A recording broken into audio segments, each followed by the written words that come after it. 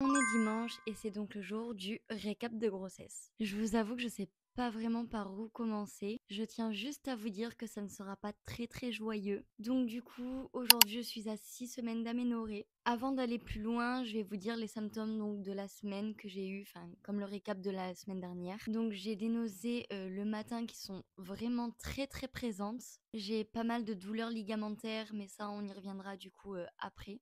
Et cette semaine, j'ai commencé à avoir de sales contractions au niveau des reins. Donc cette semaine, à 5 semaines d'aménorrhée plus 3 jours, j'ai été à l'hôpital pour du coup mes contractions. Je dirais une trentaine par jour. On m'a fait donc une échographie, on voyait le sac gestationnel mais on ne voyait rien à l'intérieur. On m'a dit de pas m'inquiéter parce que c'est le tout début et que on voit pas forcément la vésicule vitelline de suite. Et hier, en fin de journée, je suis allée aux toilettes et je me suis essuyée, c'était marron.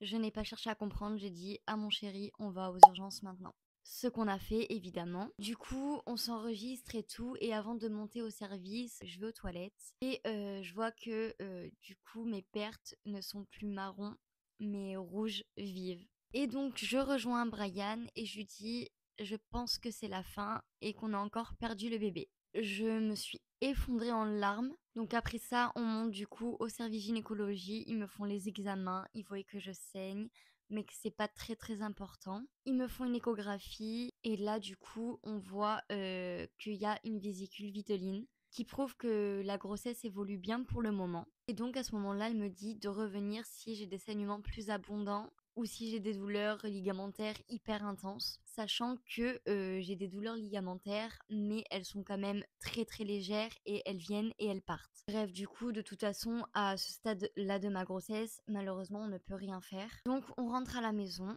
Bref, la nuit se passe, le matin je vais aux toilettes, je perds pas plus de sang que ça. Et donc là, en fin de matinée, je me rends compte que je recommence à perdre du sang, mais un peu plus et avec quelques petits caillots. Et je dis à Brian, mais là je retourne aux urgences. Comme je vous l'ai dit précédemment sur une de mes vidéos, je suis une personne qui est très anxieuse et très stressée. Donc je suis retournée aux urgences ce matin. Elle m'a refait une échographie, elle m'a refait du coup les examens vaginaux et effectivement je saigne un peu plus qu'hier. À l'écho on voit bien le sac gestationnel avec la vésicule vitelline et on voyait un mini embryon, chose qu'on n'a pas vu hier. Donc pour l'instant pour elle la grossesse est en bonne évolution. Après malheureusement comme elle m'a dit, si c'est le début d'une fausse couche ou si c'est juste des saignements normaux, on ne peut pas le savoir maintenant puisque je suis beaucoup trop tôt dans ma grossesse. Je suis désolée si la vidéo est un petit peu longue mais du coup je me dois de m'expliquer en fait parce que je veux partager ça avec vous. Moi, je préfère qu'on se prépare tous à ce que la grossesse n'aboutisse pas. C'est dur de dire ça. Vraiment, c'est dur parce que,